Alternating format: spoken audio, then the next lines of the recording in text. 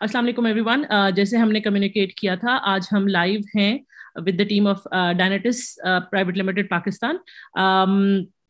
हमारे साथ माहरूख हैं जो कि हमारी एक बहुत वैल्यूड मेंबर हैं। She has been a part of the community I think ever since it has started. और आज हम बात जो करेंगे वो करेंगे डायबिटीज की amongst women and children. Diabetes I think is more common than we think it to be. हर कुछ लोगों को, मतलब हर कुछ लोगों में से एक बंदे को है, चाहे वो खातून हो चाहे वो बच्चा, और regardless of the age and gender. और एक चीज आई थिंक जो हमारे लाइफस्टाइल्स भी अब बन गए हैं, हम बहुत स्पीड में चल रहे हैं, हर चीज इज वेरी एड हॉक, बहुत जल्दी जल्दी सब कुछ करें, डाइट्स पे इतना ख्याल नहीं है, लाइफस्टाइल पे इतना ख्याल नहीं, हमें टाइम ही नहीं मिलता, स्पेशली विमेन। एंड हम बच्चों का तो फिर भी कुछ ख्याल रखते हैं, लेकिन अपनी सेहत का, अपनी जो हमारी वेलबींग है उसका हम इतना ज्यादा, मतलब we are not very concern usually, क्योंकि और चीजों पे इतना ज्यादा फोकस होता है। सो आज हम बात करेंगे कि खवातीन में और बच्चों में डायबिटीज अगर पहले तो होती है, क्यों होती है वगैरह, फिर उसके बाद हम उसको एक हेल्दी लाइफस्टाइल से कैसे मैनेज कर सकते हैं। Because I know a lot of us are scared of medicine, कि हम कोशिश करें कि दवाई ना ही लेनी पड़े, या ऐसा कुछ सिस्टम बन जाए कि हम दवाई को अवॉइड कर सकें, which I think is not a wrong approach.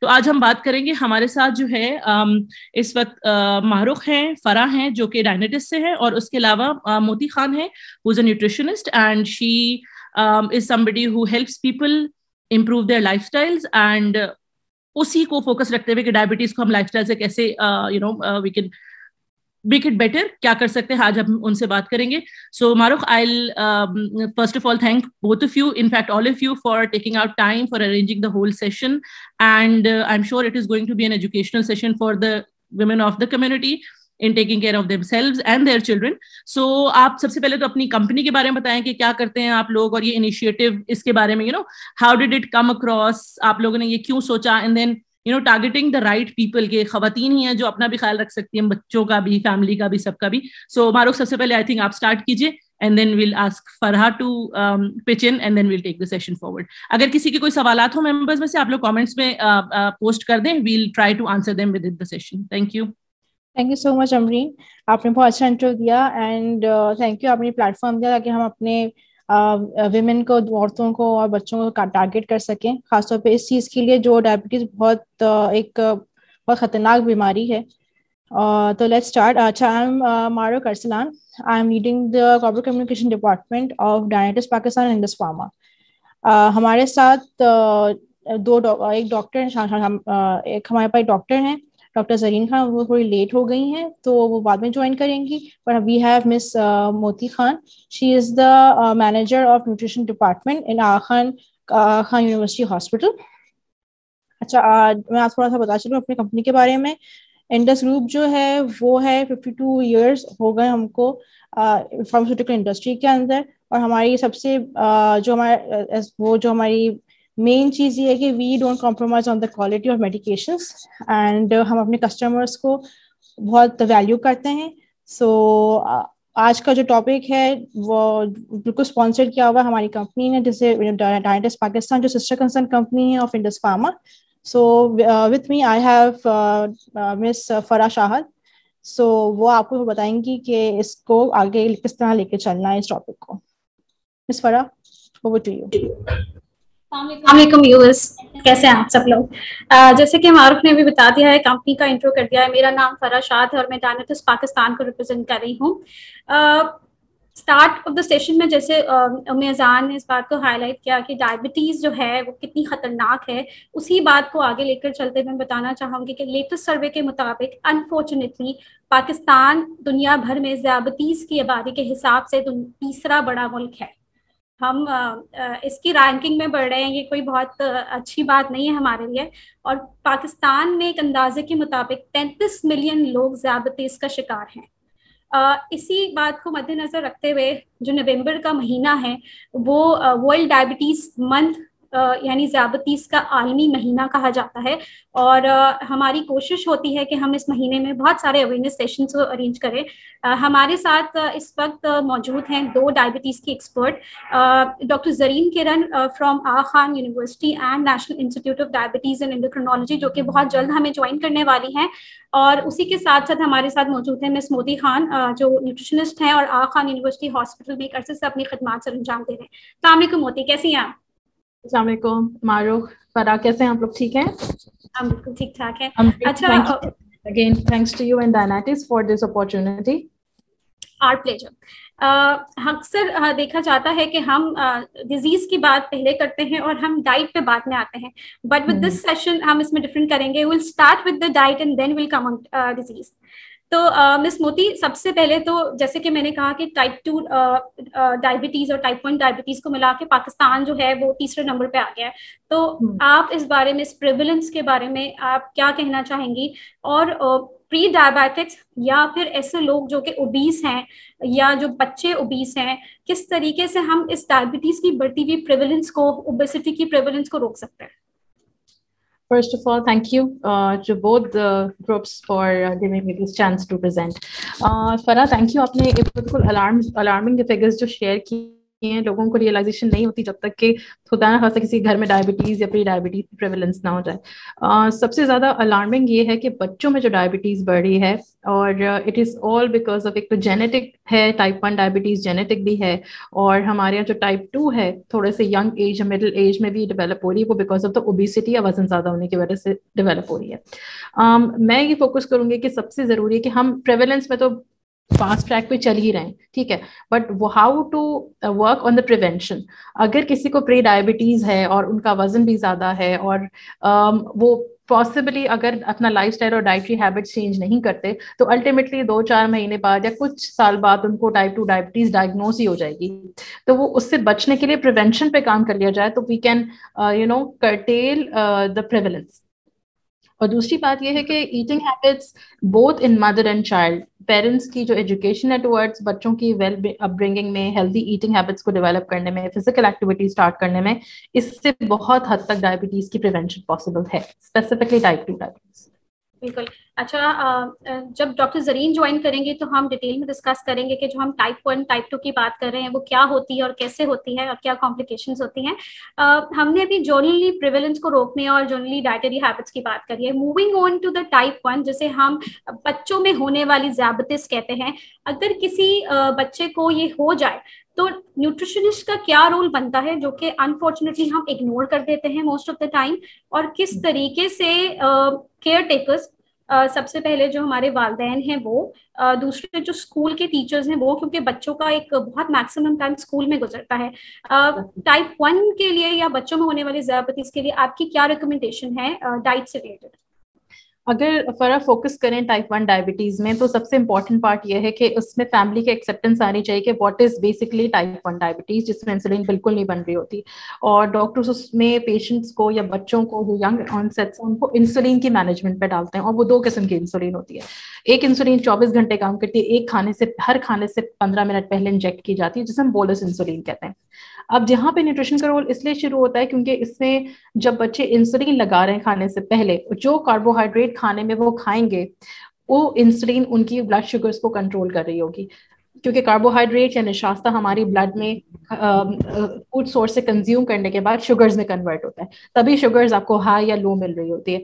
लेकिन द टाइप ऑफ कार्बोहाइड्रेट जो फैमिली या बच्चे लेंगे, या जिसको डायग्नोज्ड है type 1 diabetes young age onset के अंदर, type of carbohydrate, the quality of carbohydrate उनको एक्सप्लेन करना बहुत जरूरी है, क्योंकि इसमें अक्सर बच्चे जंक फूड भी खाते हैं, चॉकलेट चिप्स भी ले रहे होते हैं, they want to have biscuits as well, they want to have मीठा and cakes and all that stuff other than the normal घर वाली चीजें, बट उसमें कार्बोहाइड्रेट की काउंटिंग, उसकी एक्यूरेसी के ब्रेकफास्ट में कितना कार्बोहाइड्रेट लेना है ताकि शुगर कंट्रोल आए 2 घंटे बाद, लंच में कितना देना है, स्कूल लंच में कितने ऑप्शंस देने हैं, तो इसमें पेरेंट्स की एजुकेशन बहुत ज्यादा रोल प्ले करेगी।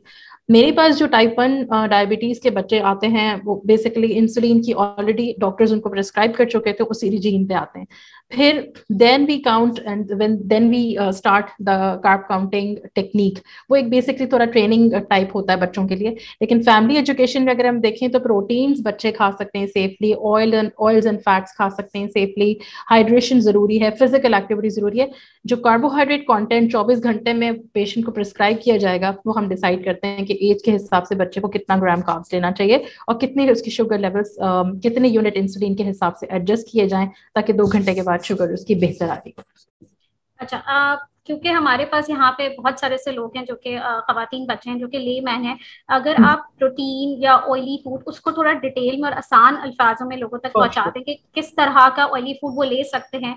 और दूसरी चीज़ ये कि बच्चा जो है, जैसा कि आपने बताया था कि बच्चे को हम रोक नहीं सकते मुस्तकिल तौर पे कि वो कोई कैंडी ना खाए, कोई चॉकलेट ना खाए, तो क्या तादाद इनकी अलाव होनी चाहिए मीठे की या कैंडीज की जो कि बच्चा ले भी सके, और इसके लिए हम और मजीद अवेयरनेस में क्या कर सकते हैं?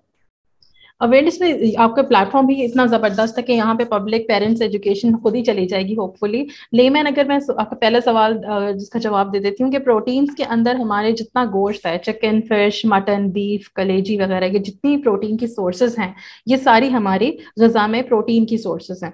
अब एक और चीज़ आती है फैट्स का ग्रुप। फैट्स में हमारे बड़े मिसकॉन्सेप्शन हैं कि मक्खन, देसी घी नहीं देना चाहिए, वॉट जितने नट्स हैं, ड्राई फ्रूट्स, अब सीजन भी आ रहा है, ड्राई फ्रूट्स में एसेंशियल फैट्स हैं, वो आपकी ब्रेन डेवलपमेंट बच्चों के लिए, ओवरऑल ग्रोथ के लिए जरूरी है।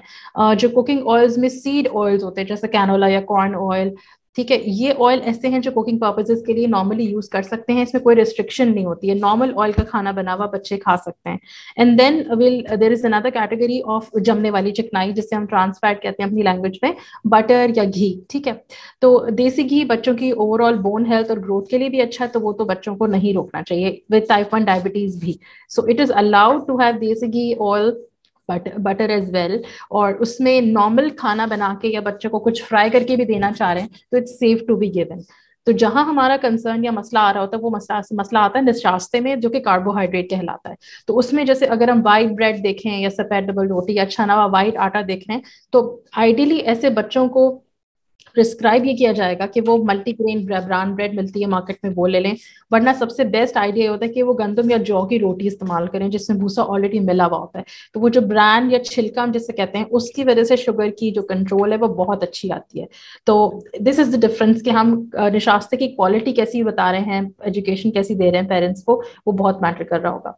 एक और कंसर्न आपका ये था कि हमारे सब्जी, एक और जो मेरे माइंड में एक बहुत कॉमन हम प्रैक्टिस देख रहे हैं बच्चों के अंदर, फ्रूट्स और सब्जियां खाने की कोई प्रैक्टिस नहीं है, ठीक है। सैलेड्स, अगर एक खीरा ही कटा हुआ टेबल पे रखा है तो वो जब तक पूरी फैमिली को देख के बच्चा अडेप्ट नहीं करेगा, उसको नॉलेज नहीं आएगी कि मैंने सैलेड्स भी खाना है, जो कि 70% वाटर है और आपका फाइबर बहुत अच्छा देता है। तो जिस चीज में फाइबर या रेशा अच्छा होगा वो शुगर भी अल्टीमेटली कंट्रोल करेगा। बहुत सारे जिसमें एंटीऑक्सीडेंट्स जा रहे होंगे जो कि उसकी कुव्वत मुदाफियत को अच्छे कर रहे होंगे। तो सैलेड्स और फ्रूट्स का कंजम्पशन भी बच्चे कर सकते हैं टाइप 1 के साथ। इवन 2 से 3 फ्रूट्स वैसे रिकमेंडेशन है, जूसेस हम मना करते हैं, प्रोहिबिट करते हैं, लेकिन फ्रूट्स की कंजम्पशन डिफरेंट टाइमिंग्स पे, स्नैक, मिड स्नैक पे एडवाइस किए जा सकते हैं। आपका एक और सवाल था चिप्स एंड बिस्किट्स वाला, तो वो बच्चे, वी डू नॉट स्टॉप। मैं अपने पेशेंट्स को कभी नहीं रोकती कि आप लोग पेरेंट्स को एजुकेशन दी जा रही होती है बेसिकली, तो आई नेवर से दैट कि आपने आइसक्रीम, चॉकलेट, बिस्किट या चिप्स नहीं देने। It is allowed, but again the frequency matters. हफ्ते में 7 डेज में अगर कभी हफ्ते में एक दिन कोई फैमिली बाहर का खाना खाने जा रही है या कभी वो बच्चों को आइसक्रीम ऑफर कर रहे हैं तो इंसुलिन के डोज को एडजस्ट करते हुए they can go for it. So it is not, never say no to your patient वाली जो स्ट्रैटेजी है वो मैं अडैप्ट की हुई होती है। अदर देन दैट हमारे यहाँ जो चॉकलेट का कंजम्पशन है, पेरेंट्स को सबसे अच्छी बात ये होगी कि एजुकेशन दी जाए कि जो लेबल्स होते हैं चॉकलेट, चिप्स एंड कैंडीज पे, उसमें 15 to 30 ग्राम कार्बोहाइड्रेट अगर एक सर्विंग पे लिखा है, that is the safe range to be taken as a snack. Okay miss Moti, एक क्वेश्चन है। जैसे ये आज का जो प्रोसेस फूड चल रहा है, ठीक है, क्विक फूड जो फास्ट फूड भी कहते हैं, प्लस जो ब्रेकफास्ट के अंदर जो सीरियल्स हैं, जैसे मैं ब्रांड्स का नाम नहीं लूंगी, तो obviously they are quick, and जो बच्चे सुबह मसला करते हैं खाने में तो माएँ या पेरेंट्स जो उनको वो दे दें तुम ये खा लो चले जाओ, तो वो आर दे हार्मफुल और या फिर क्या ये खा सकते हैं इस चीज को ना? सीरियल्स भी दो कैटेगरीज के, जैसे आप बता रही हैं कमर्शियली प्रिपेयर्ड सीरियल्स हैं जो कि पैकेट्स में और बॉक्स में मिलते हैं। एक सीरियल हम खुद भी बता रहे होते हैं कि नेचुरली घर में बना के ले लें, जैसे गंदम या जौ का दलिया होता है। हमेशा सीरियल बॉक्सेस पे कॉर्नफ्लेक्स के बजाय होल व्हीट या ब्रांड या बार्ले सीरियल्स को प्रेफर किया जाए, वो बेहतर है।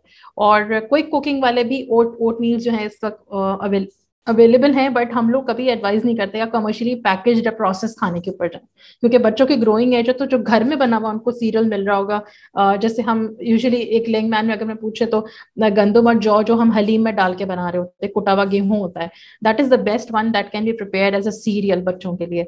तो उसको इंट्रोड्यूस कराना जरूरी है। बहुत बच्चे जिद करते हैं कि कॉर्नफ्लेक्स खाना है, तो कॉर्नफ्लेक्स का ड्राई हाफ कप, अभी उसमें जब तक आपने 1 कप मिल्क ऐड नहीं किया, तो dry serial half a cup cornflakes का या व्हीट ब्रांड का या गंदम के किसी भी सीरियल का जो है वो सेफ रहता है। So it's good to go with the cereals, but again नाश्ते को कंप्लीट होना चाहिए। उसमें प्रोटीन के लिए आप एग भी दीजिए, नट्स, एसेंशियल फैट्स के लिए नट्स भी ऐड करें।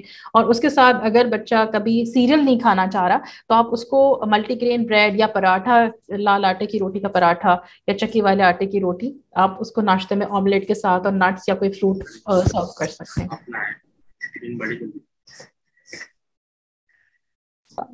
Dr. Zareen Kiran is here. So we welcome you, Dr. Zareen Kiran. Dr. Zareen Kiran बहुत जानी मानी डॉक्टर हैं, ठीक है, डायबिटीज़ वाले डिपार्टमेंट के अंदर। सो अब उनसे हम कुछ थोड़ी बहुत बात कर लेते हैं कि वो क्या कहना चाहती हैं इस टॉपिक के ऊपर, हमें क्या इन्फॉर्मेशन देना चाहती हैं। So doctor Zareen, over to you. जी अस्सलाम वालेकुम। वालेकुम अस्सलाम। सॉरी, हाँ मैं ठीक हूँ, अल्लाह का शुक्र है। बस मुझे थोड़ा सा आप थोड़ा सा बता सकते हैं किस बारे में बात हो रही थी? बिल्कुल मैं डॉक्टर ज़रीन, आपके आने से पहले हम डायबिटीज़ की प्रेवलेंस और जो भी 3rd रैंक पाकिस्तान हुआ है उसके बारे में बात कर रहे थे। और then we moved on to the type 1 में क्या हम बच्चों में ग़ज़ा के हवाले से रिकमेंडेशन थी, वो मिस मोती ने बहुत अच्छा एक्सप्लेन किया है। Now will come to the disease part. Ma'am सबसे पहले तो हम ये जानना चाहेंगे कि डायबिटीज़ क्या होती है और उसकी कितनी इकसाम होती है। अच्छा, अस्सलाम वालेकुम मोती और मारूफ, सॉरी मैं आप लोगों को सलाम नहीं कर सकी। तो जाहिर है डायबिटीज की प्रेवलेंस के बारे में तो शायद आप लोगों ने डिस्कस किया है। अब हम लोग 33 मिलियन यानी तकरीबन 1/4 कहना चाहिए हमारी जो आबादी है वो डायबिटिक पॉपुलेशन है। 11 मिलियन वो लोग हैं जो बॉर्डर लाइन पे हैं। अच्छा, टाइप 1 की अगर बात की जाए तो ये क्लासिफाई अभी नहीं हो पा रहा, क्योंकि क्लासिफिकेशन बेस्ड जो सर्वे था ये वो नहीं था। ज्यादातर ये टाइप 2 डायबिटिक पेशेंट्स के ऊपर ही था। तो टाइप 1 कितने हैं, क्योंकि ज्यादातर वो बच्चे हैं और बहुत ज्यादा ज़ाहिर है हेल्थ केयर के टेंशन में, हेल्थ केयर फैसिलिटीज में उनकी आमद-ओ-रफ्त जरा मुश्किल होती है, स्कूल गोइंग होते हैं, कॉलेज गोइंग होते हैं। आई मीन प्रेवलेंस के हिसाब से वी कैन नॉट से कि टाइप 1 कितने हैं। डाइट के हवाले से मेरे ख्याल में मोती काफी बता चुकी हैं कि उनकी बैलेंस कितना करना चाहिए। टाइप 1 में सबसे ज्यादा मसला ये होता है कि बेसिकली पैनक्रियास या लुबलुबा जो होता है हमारे पेट के अंदर, ठीक है, वो इंसुलिन नहीं बनाता। और वो क्यों नहीं बनाता? बाज़ औक़ात एंटीबॉडीज का मसला होता है, बाज़ औक़ात कोई पता नहीं होता कि एंटीबॉडीज का मसला है या क्या मसला है, हमें नहीं पता। लेकिन इंसुलिन बहरहाल पैनक्रियास या लुबलुबा जिसे कहते हैं वो नहीं बना रहा होता। तो इस सूरत में क्या होता है कि पेशेंट या टाइप 1 के जो बच्चे हैं वो टोटली इंसुलिन डिपेंडेंट होते हैं फ्रॉम द डे 1, यानी उनकी शुगर बगैर इंसुलिन के उनको कोई असर नहीं हो सकता, शुगर नॉर्मल नहीं हो सकती, नीचे नहीं आ सकती, चाहे 1 यूनिट ही सही, लेकिन चाहिए ही चाहिए। उसके बगैर वो एक बिस्किट या एक कहते हैं रोटी भी नहीं खा सकते। आई थिंक इस पे काफी बात हो चुकी होगी। और इन बच्चों के साथ मैनेजमेंट वगैरह बहुत डिफिकल्ट होती है, क्योंकि जाहिर है ग्रोइंग एज होती है और उनको हर चीज खानी भी होती है, न्यूट्रिशन भी बैलेंस करना होता है। जैसे उनको दूध जरूर चाहिए, उनको फ्रूट्स चाहिए, उनको जाहिर है बाहर जाते हैं कोई टॉफी दे देता है बच्चे को बहलाने के लिए, कोई चॉकलेट दे देता है, वो भी उनको चाहिए। तो ये सारी चीजें हैंडल करना बहुत मुश्किल होता है टाइप 1 में। इसके साथ साथ क्योंकि उनके ऊपर प्रेशर होता है कभी कभी, जैसे कोई जो स्कूल गोइंग है यूनिवर्सिटी लाइफ में, तो वो एक प्रेशर स्ट्रेस वो एक एड ऑन फैक्टर बन जाता है। फिर उनको कहीं घूमने निकलना है तो जी बाहर कैसे खाएं, दोस्तों के साथ कैसे मजे करें, पार्टी कैसे एंजॉय करें, तो इट बिकम्स वेरी चैलेंजिंग। मेरा ख्याल है यही बात है। अ, इसी हवाले से टाइप 1 में या बच्चों में जो ज़्यादतीस होती है उसकी क्या अलामात डिफरेंट होती है फ्रॉम द टाइप 2? किसी पेरेंट को कैसे पता चले कि उसका बच्चा जो है वो ज़्यादतीस में मुब्तला है, और जो उसकी एक्यूट कॉम्प्लिकेशंस हैं या उसके जैसे खून में अचानक से शुगर का कम होना, हाइपोग्लाइसीमिया जिसे हम अपनी लैंग्वेज में कहते हैं, या अचानक से खून में शुगर का बढ़ जाना, तो ये जो फ्लक्चुएशंस हैं ये कैसे हम घर में बैठी हुई खवातीन और स्कूल में जो टीचर्स हैं उनको एक्सप्लेन कर सकते हैं ताकि वो टाइप 1 में मुब्तला बच्चों को बेहतर तरीके से मैनेज करें? अच्छा देखिए, अलामतों की बात बहुत जरूरी की आपने, ये तो बहुत जनरल अवेयरनेस सबको पता होना चाहिए। बच्चा जाहिर है एक ग्रोइंग एज का बच्चा है, माँ को तो फिक्र होती है कि वो सही नहीं खा रहा या वो ग्रो नहीं कर रहा, एक तो ये बात। फिर उसका वजन नहीं बढ़ रहा या वजन कम हो रहा है, अचानक से बहुत कमजोर हो रहा है, थक रहा है, या यूरिन ज्यादा आ रहा है, उसको बार बार उसको वॉशरूम जाना पड़ रहा है, या उसको प्यास बहुत ज्यादा लग रही है, पानी बहुत ज्यादा पी रहा है या मांग रहा है कि पानी दे पानी दे। तो ये कुछ अलामतें, ये बहुत ही इंपॉर्टेंट किस्म की अलामतें हैं कि वजन कम हो रहा है, पेशाब ज्यादा आ रहा है और पानी ज्यादा पिया जा रहा है। फिर उसके बाद ये कि थक गया, स्कूल में काम नहीं हो रहा, खेलते खेलते बाकी बच्चे खेल रहे हैं ये नहीं खेल पा रहा, तो ये भी छोटी छोटी अलामतें हैं। लेकिन ये जो मैंने पहले बताई ये बहुत ज्यादा जरूरी अलामतें, इन पे माँ को होशियार जाना चाहिए कि कुछ गड़बड़ है और वो फौरन उसका जाके चेकअप करा लें कि कहीं शुगर का मसला तो नहीं हो रहा है इसको। अच्छा, उसके बाद आपने एक बात की कि अक्यूट कॉम्प्लिकेशंस, यानी शुगर बहुत ज्यादा बढ़ जाए, शुगर बहुत कम हो जाए। तो बहुत ज्यादा बढ़ने का मतलब 300 से ऊपर, 250, 300 से ऊपर शुगर रहने लग गई है। इस सूरत में क्या होता है, टाइप 1 वाले जो बच्चे होते हैं, खासकर जो इंसुलिन रिक्वायरिंग होते हैं, उनकी ये शुगर तेजाब में बदल रही होती है, उनको अंदर एसिड डेवलप हो रहा होता है उनके खून के अंदर। वो एसिड जो है किडनी को अल्टीमेटली डैमेज करता है, गुर्दों को, और इस सूरत में पानी की शदीद किल्लत हो जाती है, डिहाइड्रेशन हो जाती है और किडनी फेल भी हो सकती है। तो अगर ऐसी कोई शुगर हाई आ रही है, बावजूद इसके कि बच्चा इंसुलिन पे है, आप मैनेज कर रही हैं, लेकिन शुगर इतनी हाई आ रही है, तो आप प्लीज उसको डॉक्टर से दोबारा रिव्यू करें। ऐसा ना हो कि उसके अंदर खून में जो है ना तेजाबियत बढ़ने लग जाए और फिर आप दाना खासा इमरजेंसी में रात में ऐसे टाइमों पे जा रहे हैं जब बच्चा आपके हाथों से निकल रहा हो। दूसरी आपने अक्यूट प्रॉब्लम बताई, लो शुगर। एक बहुत हाई शुगर और एक लो शुगर। आपको पता है हमारे बहुत सारे लोग हैं जिनको लो शुगर का मतलब नहीं पता। लो शुगर की वैल्यू क्या होती है, आम सी बात, मतलब कितनी होती है शुगर। पहले तो ये कि नॉर्मल शुगर कितनी होती है, फिर ये कि लो शुगर कितनी। तो लो शुगर होती है 70 से नीचे। अगर घर में आपके पास आपके बच्चा है जो इंसुलिन लेता है और किसी भी वक्त शुगर 70 से नीचे रहने लग गई है, चाहे वो निहार मुंह करे या खाने के 2 घंटे बाद, अमूमन जैसे हम रैंडम कहते हैं, तो उसमें फौरन इकदाम लेने चाहिए। अगर खाने का टाइम करीब है तो खाना तो खिलाना ही है, लेकिन लो शुगर की ट्रीटमेंट के लिए 15 ग्राम कार्बोहाइड्रेट या निशास्ता, जो आई थिंक मोती आपने बताया भी होगा कि लगभग एक जूस के डब्बे के बराबर होता है, तो वो आपने उसको फौरन पिला देना है। और 15 मिनट के बाद शुगर दोबारा चेक करनी है कि वो 100 से ऊपर चली जाए। यानी सेफ लेवल तब आएगा जब हम उसको 100 से ऊपर ले आए। तो उसके बाद आप देखेंगे अगर खाने का टाइम करीब है तो खाना खिला दें। और हाँ, इंसुलिन की डोज उस वक्त देखनी पड़ेगी कि आपको कितनी देनी है। तो जो यूजुअल डोज है उससे अगर आपको डर है कि लो हो जाएगा तो कम से कम हाफ डोज जरूर दे दें। ये ना करें कि बिल्कुल ना दें। बिल्कुल ना देने से क्या होगा, आपको मैंने पहले बताया, लुबलुबा काम ही नहीं कर रहा और इंसुलिन नहीं बन रही। तो आपने जो खाना खिलाया उसको कवर कैसे किया जाए। ठीक है, पिछले इंसुलिन का असर आ रहा है या भूखे रहने की वजह से उसकी जो शुगर लो हो गई थी, लेकिन रिमेंबर आपने उसको अभी जूस भी पिलाया है और आप उसको स्टेबलाइज कर रहे हैं, 15 मिनट पे देख रहे हैं कि उसकी शुगर 100 से ऊपर आ गई है।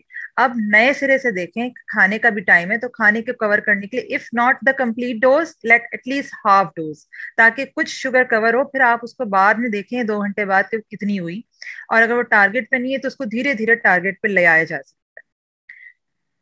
तो ये तो मेन अक्यूट कॉम्प्लिकेशंस हैं। वैसे तो कॉम्प्लिकेशंस और भी बहुत सारी होती हैं, लेकिन ये बहुत जरूरी है, इमरजेंसी वाली हैं, जिसमें खुदा ना खासा बच्चा या कोई भी टाइप 1 पेशेंट होता है वो एकदम इमरजेंसी में जो है ना लाइफ थ्रेटनिंग सिचुएशन में चला जाता है। बिल्कुल इमरजेंसी सिचुएशन को हाईलाइट करना बहुत ज़रूरी है बच्चों के अंदर। दूसरी एक बात ये थी कि जो फॉलो अप्स होते हैं डॉक्टर्स के साथ वो किस तरह से कितने टाइम पीरियड में स्केड्यूल करने चाहिए, क्या, और जो एक फिनोमेना है या बहुत ज़्यादा मिथ्स होती हैं क्योंकि बच्चा टोटली इंसुलिन पे डिपेंडेंट होता है, तो आप वालिदैन से क्या कहना चाहेंगे कि वो अपने मालिज के पास किस तरह से किस वक्फे के तहत जाएं? देखिए, ये तो सब पे अप्लाई होता है, कोई भी शुगर का मरीज हो, चाहे वो टाइप 1 बच्चा है, टाइप 2 बच्चा है, क्योंकि देखिए आजकल टाइप 2 डायबिटीज भी बच्चों में हो रही है। आई थिंक मोती विल अग्री कि हमारे यहाँ चूंकि मोटापा या ओबेसिटी जिसे कहते हैं वो बहुत आम होती जा रही है ना, तो हम बच्चों में भी टाइप 2 देख रहे हैं। तो कोई भी डायबिटिक पेशेंट हो, उसको अगर हर चीज नॉर्मल चल रही है, दवाइयां भी ठीक है भाई, हिसाब किताब खाने का अच्छा है, सब सही, मिनिमम 3 मंथ्स पे तो देखना ही देखना है। 3 मंथ्स पे एक जो 3 महीने का एवरेज टेस्ट ब्लड का हम कराते हैं, जिसको हम HbA1c कहते हैं, वो टेस्ट करा के अपने मॉलिज से जरूर रिव्यू करा लें। चाहे हर चीज ठीक है, इंसुलिन बराबर चल रही है, शुगर मॉनिटरिंग में पैटर्न बहुत अच्छा आ रहा है, खाने पीना भी अच्छा है, बच्चे की ग्रोथ भी अच्छी हो रही है, everything else fine, but 3 months पे रिव्यू करना है। अब इसका रीजन क्या है? इसका रीजन ये कि डायबिटीज शुगर जो है एक प्रोग्रेसिव डिजीज है। ये उम्र के साथ, वक्त के साथ बढ़ती बढ़ती है। इसमें लुबलुबे के अंदर जो है ना, एज रिलेटेड चेंजेस जरूर आती हैं। जो हिस्सा काम कर रहा था पहले, अब वो भी काम करना छोड़ देगा। फिर वक्त के साथ उसमें जो है ना बिल्कुल कमी आ जाती है। यानी ये तो खैर टाइप 1 में तो शुरू में आ जाती है, लेकिन टाइप 2 में उम्र के साथ लाजमी आ जाती है। तो 3-3 महीने पे फॉलो अप जरूरी होता है। फिर बाज़ औक़ात हमें नहीं पता होता, बच्चे की लाइफ में चेंजेस आ रही होती हैं, प्यूबर्टी का टाइम आ रहा होता है, जब वो बलूगत से गुजर रहे होते हैं। खासतौर पर लड़कियां, वो बहुत इमोशनली डिसबैलेंस फील करती हैं।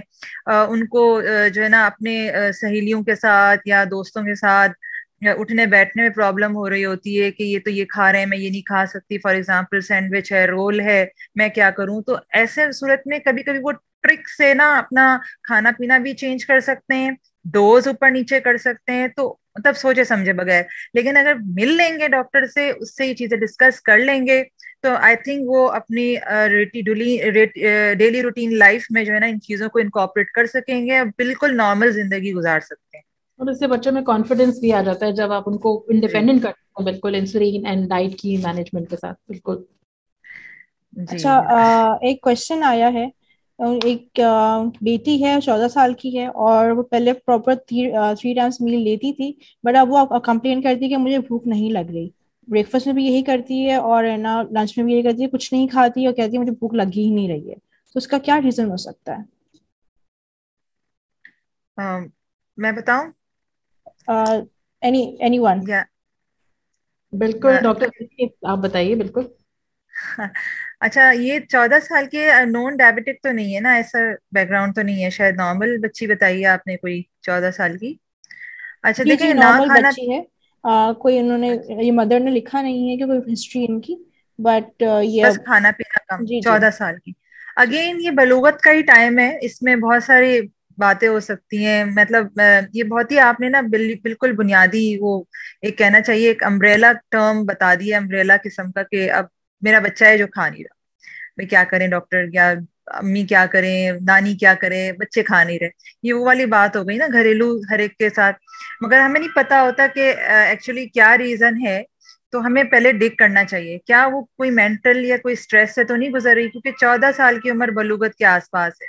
हो सकता है कोई स्ट्रेस हो, कोई प्रेशर हो, दोस्तों में कोई ऊंच नीच हो रही है, या घर में माँ बाप बहन भाई कोई ऊंच नीच कर रहे हैं, बात नहीं मार रहे हैं, उसकी कोई ख्वाहिश है जो रह गई है। मतलब ये एक साइकोलॉजिकल इशू हो सकता है। दूसरा ये कि अक्सर बच्चे न्यूट्रिशनल डेफिशिएंसीज हो रही होती हैं, आयरन डेफिशिएंसी है, कैल्शियम विटामिन डी की डेफिशिएंसी है, उसमें भी भूख जो है ना अफेक्ट हो जाती। फिर खुदा ना खास्ता कोई बीमारी तो नहीं है, अब उसमें क्या कह सकते हैं, ये तो फिर पूरा इसका मुआयना हो कि क्या उल्टियां मतलियां तो नहीं आ रही, क्या पेट खराब तो नहीं है, मोशन तो नहीं लगे हुए, या स्टूल में जो है कीड़े तो नहीं आ रहे, या उनको कोई बाहर की किसी खाने की ख्वाहिश तो नहीं है जो घर का खाना नहीं खा रही।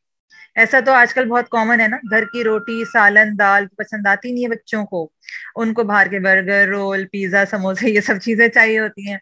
तो ये भी एक रीजन है कि भाई भूख नहीं, अम्मा नहीं खा रहे। तो बहुत सारी वजूहात हो सकती हैं। तो थोड़ा सा स्टेप वाइज इन चीजों को लेके चलना पड़ेगा, फिर समझ में आएगा। एंड आई थिंक इसमें साइकोलॉजिकल फैक्टर इसलिए हो सकते हैं, जैसे डॉक्टर जरीन ने भी डिस्कस किया कि अगर तो बच्ची का वजन ज्यादा है तो she might be bullied in school या कॉलेज। अगर उसको बुली किया जा रहा होगा कि वजन ज्यादा है, देखो तुम कम करो, ये बहुत ज्यादा फैक्टर होता है जो कि स्ट्रेस में लेके जाता है, और फिर that induces to have poor appetite and they start skipping meals and all that. तो ये फैक्टर सारे पूरी हिस्ट्री लेने के बाद ही समझ में आएंगे कि कहाँ हमें प्रॉब्लम है, उसको सॉल्व कैसे करना है। जी आई कम्प्लीटली अग्री। ये तो बिल्कुल ऐसा हो सकता है, हमें नहीं पता, आजकल लाइफस्टाइल इतनी चेंज होती चली जा रही है, बल्कि हो चुकी है। हम तो जिस स्टेज पे हैं अपने जो भी हमने सीखा समझा और पढ़ा लिखा उसके हिसाब से चल रहे हैं, लेकिन अब नई जनरेशन, स्पेशली अब जब कोविड गुजर गया है, कोविड के अंदर साल 1.5 साल बच्चे जो हैं एक डिफरेंट माहौल में रहे हैं। अब वो स्टेप आउट कर रहे हैं तो थिंग्स कैन बी डिफरेंट। उनके लिए टेक्नोलॉजी बहुत इंपॉर्टेंट हो गई है शायद, और फिर उनके लिए न्यू लाइफस्टाइल में क्या चेंजेस हैं वी डोंट नो। अब ये तो बिल्कुल नया किस्म का एक दौर आ रहा है, हम देखेंगे क्या चेंजेस आएंगी उसमें। लेकिन ordering the meals and all that, ये सब कुछ है। ओहो, वो तो बस मत पूछे। रात के 12 बजे कुछ ऑर्डर हो रहा है तो रात के 2 बजे कुछ ऑर्डर, उस ख्याल से भी बिल्कुल बहुत इंपॉर्टेंट है ये। जैसे जैसे सहूलतें बढ़ती जा रही हैं वैसे वैसे मुश्किलात भी बढ़ती जा रही हैं। इसी के साथ साथ मैम अपने नेक्स्ट टॉपिक जो कि उसी के साथ है कि हमल में होने वाली जो ज़्यादतीस है, जैसे हम जेस्टेशनल डायबिटीज कहते हैं। डॉक्टर जरीन, मैं आपसे पूछना चाहूंगी कि थोड़ा सा बताएं कि क्या होती है, क्यों होती है, और इसकी किस तरह से मैनेजमेंट की जा सकती है। ठीक है। अच्छा, हमल की जो ज्यादतीस है वो 2 किस्म की होती हैं। एक वो जो पहले से कोई ज्यादतीस की खातून है, औरत जो है उसको पहले से ज्यादतीस थी और अब उसको हमल हो गया, प्रेगनेंसी हो गई। और दूसरी वो कि पहले सब कुछ ठीक था, प्रेगनेंसी भी हो गई, अच्छी चल रही, लेकिन अचानक से डॉक्टर ने बताया जी हमल में आपको ज्यादतीस आ गई है। 2 बातें, यानी एक को हम प्री जेस्टेशनल डायबिटीज कहते हैं और एक को जेस्टेशनल डायबिटीज कहते हैं। अच्छा, क्यों होती है? जो जिसको पहले से है उसके तो रीजन टाइप 1 टाइप 2 के हवाले से एक्सप्लेन हो सकते हैं। टाइप 1 वो जिनको इंसुलिन ही नहीं बनी पेनक्रियास से, लुबलुबे से, और टाइप 2 वो जिनको इंसुलिन रेजिस्टेंस का ज्यादा इशू है या जिनको वजन ज्यादा था। लेकिन ड्यूरिंग प्रेगनेंसी जिसको हुई जेस्टेशनल डायबिटीज, उसका क्या रीजन होता है? उसमें क्या होता है कि जो हवल नाल होता है या प्लेसेंटा जिसको कहते हैं, वो बच्चा जब ठहरता है या प्रेगनेंसी स्टार्ट होती है तो वहां से ना हार्मोन्स बनने शुरू हो जाते हैं, कुदरती अमल है। और वो हार्मोन्स जो होते हैं वो इंसुलिन को एंटेगनाइज करते हैं, इंसुलिन के खिलाफ काम कर रहे होते हैं।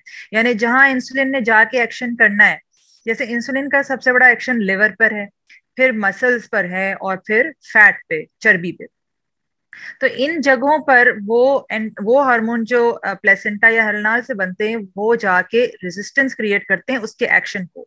नतीजा क्या होता है? तो इंसुलिन तो बन रही होती है लेकिन शुगर मैनेज नहीं हो पाती, क्योंकि दूसरे हार्मोन उसका रास्ता रोकते हैं, शुगर खून में फिर बढ़ना शुरू हो जाती है। तो ये बहुत ही बेसिक बात मैंने आपको बताई है। लेकिन अगर इसके पीछे हम रिस्क फैक्टर्स की बात करें तो हमारे यहाँ खवातीन जिनकी उम्र 25 साल से ज्यादा है, जिनका बुनियादी वजन ज्यादा रहा, मोटापा या बीएमआई बॉडी मास इंडेक्स वगैरह ज्यादा रहा, फिर उनकी पिछली प्रेगनेंसी में उनको बेबी शुगर रही, इसको आमतौर पे बेबी शुगर कहते हैं, बेबी शुगर रही, या उनके बच्चे ज्यादा हैं, मल्टी ग्रेविडा हैं, यानी 2-3 बच्चे हो चुके हैं ऑलरेडी, एज भी ज्यादा हो रही है जाहिर है, तो ऐसे ही खवातीन में शुगर हमल के दौरान ज्यादतीस का होने का खदशा ज्यादा होता है। फिर बीइंग एन एशियन, ये आप जरूर याद रखें कि हम जैसे हम बात कर चुके हैं पाकिस्तान तीसरे नंबर पर है ना ज्यादतीस के हवाले से, तो हमल की ज्यादतीस कोई पीछे नहीं है। एशियन पॉपुलेशन होना ही एक रिस्क फैक्टर हो गया, क्योंकि हम उन 33 लाख लोगों में से है ना कि जिसको डायबिटीज हो सकती है या है, तो उनमें खवातीन भी है, तो वो एशियन है और वो पाकिस्तानी है, यही सबसे बड़ा रिस्क फैक्टर है। तो हम क्या करते हैं कि हमारे पास कोई भी हमल में आती है खातून, चाहे पहले से ज्यादती उसको हो या ना हो, फर्स्ट टाइम आई है, हम उसको फौरन स्क्रीन करते हैं, जरूर उसके शुगर का चेकअप करवाते हैं, और वो अमूमन ग्लूकोज के टेस्ट के साथ कराया जाता है फास्टिंग में जाके। तो ये होती है ज्यादतीस जो हमल के दौरान। अच्छा डॉक्टर जरीन, इसी के साथ साथ जब हमल में ज़्यादतीस हो जाती है तो इसके क्या खतरात हो सकते हैं, क्योंकि फिर इस टाइम पे बच्चा और माँ दोनों ही इसका सामना कर रहे होते हैं। तो उस हवाले से थोड़ा सा आप बताना चाहेंगे कि क्या इसकी कॉन्सिक्वेंसेस हैं, किस तरह से ये आगे जाती है, 9 महीने में हमें क्या एहतियात करनी होती है? जी, असल में जाहिर है 9 महीने का टाइम कम है, और ज्यादतीज़ वैसे तो आपको पता है एक मसला है, उसकी कॉम्प्लिकेशंस हैं, लेकिन हमल के दौरान माँ के क्या खतरात हैं और बच्चे के क्या खतरात हैं, इसी वजह से हम इसको स्पेशली अलग तरीके से मैनेज करते हैं। सबसे पहले इसकी मेडिकल न्यूट्रिशन थेरेपी कराई जाती है, वो मोती आपको अच्छा एक्सप्लेन करेंगी। लेकिन हमें फिर फौरन जो है ना स्टेप अप करके ट्रीटमेंट, मेडिकल ट्रीटमेंट पे आना पड़ता है। ज्यादातर इसकी बेस्ट ट्रीटमेंट इंसुलिन होती है।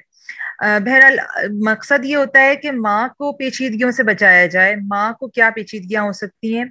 उसके ब्लड प्रेशर बढ़ सकता है, उसकी आंखों में, उसके पर्दे पे जो है ना निशान आ सकते हैं, ज्यादती की वजह से उसकी बीनाई जा सकती है, उसके गुर्दों पे असर पड़ सकता है जिसकी वजह से जो ब्लड प्रेशर भी बढ़ाएगा और साथ में गुर्दे फेल कर सकता है। उसके अलावा जो डिलीवरी का टाइम आता है वो मुश्किल में पड़ सकता है। कभी कभी खून बहुत ज्यादा बह सकता है या टाइम से पहले ही ब्लीडिंग स्टार्ट हो जाए, ये हो सकता है। दूसरा, जो बच्चा पेट में होता है तो उसके आसपास जो पानी होता है जिसको हम एमनियोटिक फ्लूइड कहते हैं, वो ज्यादा हो सकता है, यानी हम उसको पॉलीहाइड्रोएमनियस कहते हैं, और उसके अलग असरात शुरू हो जाते हैं। माँ के ऊपर भी ब्लड प्रेशर वगैरह बढ़ता है और बच्चे के ऊपर भी।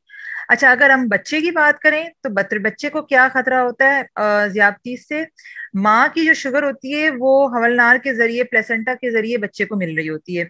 उससे बच्चे का जो अपना लुबलुबा है, जो अभी डेवलपमेंटल स्टेज पे है, वो इतना घबरा जाता है कि इतनी सारी शुगर आ रही है, मैं इसको कैसे मैनेज करूं, तो वो बहुत सारी इंसुलिन बनाता है। बच्चे को हाइपर इंसुलिनीमिया, यानी इंसुलिन उसके ब्लड में बढ़ना शुरू हो जाती है। एज अ रिजल्ट क्या होता है, जितनी भी शुगर आती है वो चर्बी बनना शुरू हो जाती है, fat, it becomes fat. So baby becomes obese, baby का वेट बढ़ने लग जाता है, उसका फैट बढ़ने लग जाता है। नतीजा ये होता है कि बच्चे का वजन बढ़ता है, उसको हम लार्ज बेबी कहते हैं या मैक्रोसोमिक बेबी कहते हैं। ये जो मैक्रोसोमिक बेबी होता है, ये वो होता है जिसका वजन 4 किलो से ज्यादा हो। आपने देखा होगा अक्सर माएं बड़े फख्र से बताती हैं, या दादियां नानियां, हमारे बच्चा तो बेबी बड़ा हेल्दी हुआ, हेल्दी हुआ। हेल्दी हुआ तो वजन कितना था जी? 4 किलो से अगर ज्यादा है तो दिस इज नॉट हेल्दी। ये वजन ज्यादा जो है माँ की बेबी शुगर की वजह से है, और इससे बच्चे को भी आगे जाके उसकी लगभग 24-25 साल की उम्र में, यानी समझ लें आप 19 से 20% शुगर होने का खतरा होता है। और इससे फिर डिलीवरी भी बहुत नुकसान में जाती है, यानी नॉर्मल डिलीवरी में इतना लार्ज बेबी तो डिलीवर होना बड़ा मुश्किल हो जाता है ना, तो फिर नतीजा क्या होता है जी? ऑपरेशन हो रहा है, सिजेरियन सिजेरियन सेक्शन हो रहा है, उसके जरिए बच्चे को डिलीवर कराया जा रहा है। तो ये पेचीदगियों के स्टेप्स हैं, टाइम के साथ ये आगे आते चले जाते हैं। फिर अगर बच्चा फर्ज करें नॉर्मल डिलीवर हो भी गया, तो उसको खुदा ना खास्ता जॉन्डिस हो सकता है, उसकी शुगर बहुत लो हो सकती है, उसका कैल्शियम लेवल एकदम बहुत लो हो सकता है, खुदा ना खास्ता उसके फेफड़ों में जो एक सांस लेने के लिए कुछ सरफेक्टेंट वगैरह रिलीज होते हैं उसमें कमी आ सकती है, और फेफड़े सिकुड़ सकते हैं, जिसकी वजह से फिर हम उसको फौरन वेंटिलेटर पे, आईसीयू में भेजना पड़ जाता है। ये सीरियसनेस हो जाती है। या खून बहुत ज्यादा बढ़ जाता है कि हाइपोक्सिया भी चल रहा होता है, तो खून गाढ़ा होना शुरू हो जाता है बच्चे का।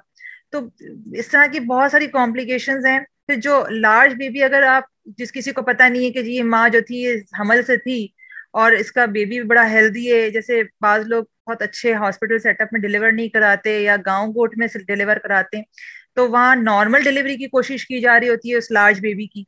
उसमें क्या होता है, बच्चा पैदाइश के वक्त माजूरी से शिकार हो सकता है ना, उसका कंधा गिर सकता है, शोल्डर ड्रॉप जिसको हम कहते हैं, शोल्डर डिस्टोशिया, वो डिस्टर्ब हो सकता है। यहाँ तक कि दौरान हमल भी अगर शुगर बैलेंस में ना हो तो बच्चे को अपनी जो है ना डिफेक्ट शुरू हो जाते हैं, जिसको हम कॉन्जेनिटल एनॉमलीज कहते हैं या कॉन्जेनिटल डिफेक्ट्स कहते हैं। उसमें सबसे इंपॉर्टेंट हार्ट है। कहते हैं ना दिल में सुराख है, वो वाली चीजें शुरू हो जाती हैं, हार्ट डिफेक्ट शुरू हो जाते हैं, खुदा ना खास्ता। फिर नर्व्स, जो नर्वस सिस्टम है वो इफेक्ट होना शुरू हो जाता है, स्पाइन के अंदर डिफेक्ट शुरू हो जाते हैं।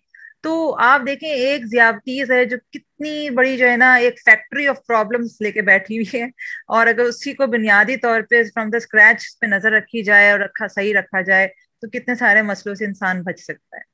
तो ये मैंने कुछ पेचीदगियां गिनवा ली हैं। उम्मीद है सब लोग डरे नहीं होंगे, लेकिन ये हकीकत है।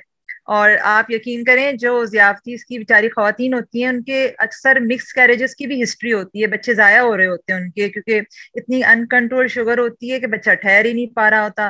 फिर उनकी सासें, उनके घर वाले उनके ऊपर प्रेशर डाल रहे होते हैं कि ये बच्चा नहीं करके दे रही। तो आप अंदाजा लगाएं कि कितना बड़ा ये एक सोशल जो ना प्रॉब्लम और अलमिया बन जाता है। आपका क्या ख्याल है मोती, आपके पास तो ये डीडीएम की पेशेंट्स बहुत आती होंगी फॉर डाइट मैनेजमेंट। इनकी डाइट ये जरा सा एक बिस्किट खा लें और जरा सा रोटी खा लें तो क्या मसला हो जाता है। इवन मैं यहाँ पे यही कहूंगी कि हम लोग ने तो साथ काम किया हुआ है तो हमें आइडिया है कि मेडिकल न्यूट्रिशन थेरेपी कितनी इंपॉर्टेंट होती है इस कंडीशन में। और फिर जहाँ पे डाइटिशियंस हॉस्पिटल्स या क्लिनिक्स पे नहीं बैठी हुई गायनेकोलॉजिस्ट के साथ, वहाँ पे जीडीएम डायग्नोज हो रहा है, तो वहाँ पे होता है कि डॉक्टर्स कहते हैं रोटी चावल बंद कर दो, घी बंद कर दो, ऑयल बंद कर दो। तो ये एक this is another kind of a complication जो साइकोलॉजिकली जो पेशेंट्स हैं वो तंग होके आते हैं हमारे पास कि यहाँ पे तो डॉक्टर ने सब कुछ मना कर दिया, आप क्यों अलाउ करिए।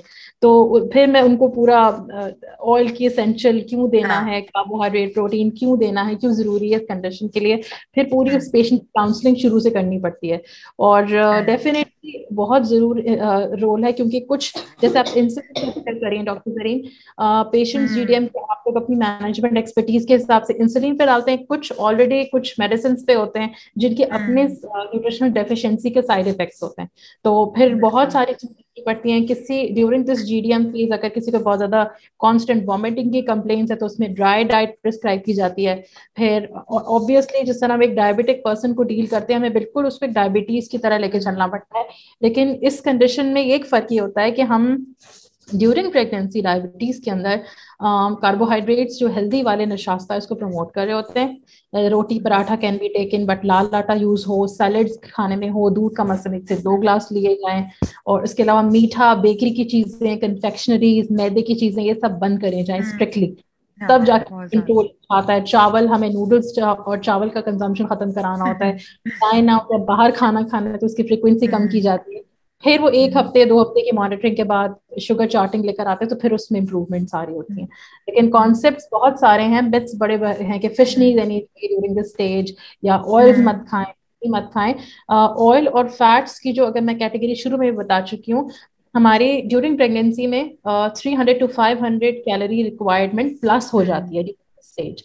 तो इस स्टेज में आप तो इससे 500 कैलोरीज को कवर करने के लिए आपको इसमें फैट्स या हेल्दी चिकनाई को इंक्लूड करना पड़ता है डाइट में, और प्रोटीन को एनहांस करना पड़ता है। कार्बोहाइड्रेट को हम फिर भी चलो 45 to 50% प्रिस्क्राइब करते हैं, बिकॉज उसमें भी बहुत सारे विटामिन बी कॉम्प्लेक्सेस हैं, तो उसको हम कहीं एक्सक्लूड नहीं कर सकते किसी लेवल पे। बट हेल्दी या क्वालिटी ऑफ कार्बोहाइड्रेट जो प्रिस्क्राइब करेंगे तो बहुत मैटर कर रहा होता है, और पेशेंट कितना कंज्यूम कर रही है, फिर उसकी डाइटरी रिकॉल लेके हम उसको करेक्ट कर रहे होते हैं। अच्छा मिस मोती, थैंक यू सो मच। आपने ये तो बता दिया कि हमल में जो ज़्यादतीज़ के दौरान डाइट की किस तरह से टेक केयर करनी है, पर पोस्टपार्टम जो केयर है उसके हवाले से भी हम बात करना चाहेंगे, क्योंकि हमारे यहाँ कंसेप्ट ये है, स्पेशली जो लैक्टेशन में मदर्स होती हैं, जो कि बच्चों को दूध पिला रही होती हैं खवातीन, तो वो बहुत ज़्यादा इनटेक करना शुरू हो जाती हैं, और उस दौरान के लिए फ्रॉम आपके डाइट के हवाले से भी, और फिर हम डॉक्टर जरीन से पूछेंगे कि हम डिजीज़ के हवाले से पोस्टपार्टम क्या एहतियात करनी चाहिए। देखिए, पोस्टपार्टम या डिलीवरी के बाद जो केयर है उसमें यूजुअली हमने अपने वार्ड्स में भी खुद देखा, सॉरी टू से, लोग शुगर जहां नॉर्मल हुई वहां शुगर का जो जूसेस का कंजम्पशन है, मिठाइयाँ, वो सब शुरू हो जाती है। दिस इज वेरी डेंजरस, क्योंकि अगर ये अभी पार्टम डिलीवरी के बाद अगर आपने डाइट में कंट्रोल स्टिल नहीं किया कमिंग 2 to 4, 5, 6 मंथ्स तक ड्यूरिंग लैक्टेशन, तो आपको आगे जाके टाइप 2 डायबिटीज डायग्नोज हो जाती है, क्योंकि वजन कंट्रोल नहीं कर पाते आप, और फिर लैक्टेशन भी कवर करनी होती है। सो ड्यूरिंग दिस टाइम हमेशा ये एडवाइस में देती हूँ कि आपने मिल्क, लस्सी, जैसे दही वगैरह है, और पानी का इंटेक बहुत ज्यादा रखना है। हनी वाटर या मिंट लेमनेड बना के ले लीजिए ताकि आपका फ्लूइड का कंजम्पशन अच्छा हो जाए। जूसेस कभी भी प्रिस्क्राइब नहीं किए जाते अनलेस शुगर 70 या उससे बिलो जा रही हो। So during this phase sugar normalize की तरफ आती है, बट स्टिल ये फीमेल्स जो हैं सारी रिस्क पर होती है तो डेवलप टाइप 2 डायबिटीज लेके। डेटा भी हमें ये बताता है कि जब तक डाइट कंट्रोल पोस्टपार्टम अच्छा नहीं होगा, आपका HbA1c फ्लक्चुएट करेगा, और फिर definitely you might and up in type 2 diabetes later on. During lactation भी हो जाता है, और after the 1 or 2 years as per the history, and the Dr. Zareen is right person to tell you कि वो किसकी फ्रीक्वेंसी फिर किस तरह होती है। Thank you. अच्छा, हम कुछ क्वेश्चंस है हमारे पास। एक ये कि ना आयशा अहमद पूछ रही हैं कि क्या बच्चा जब पेट में होता है उसको डायबिटीज हो सकती है। दूसरी चीज ये कि रबील जुनेद खान ने उन्होंने पूछा है कि उनको जेस्टेशनल डायबिटीज थी लेकिन वो कंट्रोल, उन्होंने डाइट से कंट्रोल कर लिया, उनको इंसुलिन की जरूरत नहीं पड़ी। उनको 4 महीने हो गए डिलीवरी होके बच्चा, और वो बिल्कुल सही है अल्हम्दुलिल्लाह। क्या उनको जरूरत है कि अपने बच्चे की शुगर लेवल चेक कराएं? अच्छा, ये जो एक उन्होंने सवाल किया है कि बच्चा है, प्रेगनेंसी है, क्या बच्चे को डायबिटीज हो सकती है कि नहीं ड्यूरिंग प्रेगनेंसी, यानी अभी इंट्रा यूट्राइन लाइफ, हमल पेट के अंदर। तो देखें, ये तो प्रिडिक्ट करना मुश्किल है। इसके लिए तो ब्लड टेस्टिंग और इन्वेजिव टेस्टिंग वगैरह ही हो सकती हैं, जो कि यूजुअली प्रेगनेंसी में हम अवॉइड करते हैं, और क्योंकि उससे रिस्क ऑफ मिसकैरेज या बेबी डैमेज हो सकता है। लेकिन जो बेबी का जो पैरामीटर्स होते हैं, यानी ड्यूरिंग प्रेगनेंसी हम हर 3 माह में लाजमी हम अल्ट्रासाउंड कराते हैं। जो ज्यादतीज और हमल के साथ, जो जो खवातीन ज्यादतीज के साथ होती हैं ड्यूरिंग हमल ना, उनके हम हर 3 माह में अल्ट्रासाउंड करा रहे होते हैं। और उसका मकसद भी यही होता है, ये देखना होता है कि बेबी की ग्रोथ के जो पैरामीटर्स हैं वो सब ठीक ठाक चल रहे हैं कि नहीं चल रहे, कोई कॉम्प्लिकेशन तो नहीं आ रही। जहाँ कॉम्प्लिकेशन आ रही है तो वो उसका मतलब ये कि माँ, ये जो प्रेगनेंसी का सफर है या बच्चे की पैदाइश का सफर है, ये खैरियत से नहीं गुजर रहा, इसमें कुछ गड़बड़ आ रही है, इसको सही करना है ताकि वो खैरियत से दुनिया में आ जाए।